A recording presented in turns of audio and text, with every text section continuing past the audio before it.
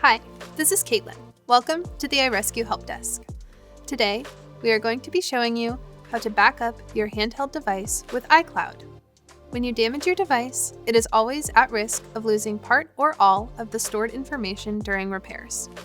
It is always smart to constantly back up your data, such as photos, documents, or any other important files, to avoid this type of loss. To accomplish this task, complete the following steps. First, ensure your device is connected to a Wi-Fi network. Then, go to Settings. At the top of the Settings menu, you should see your Apple ID profile. Tap on the Apple ID profile bar to open your account settings. In Account Settings, tap iCloud. In iCloud, tap iCloud Backup. Now tap Backup Now. Always ensure your device remains connected to your Wi-Fi network until the process is complete. At the completion of this task, you should see the time and date of your most recent backup. Now you are all set and can send your device in for repairs.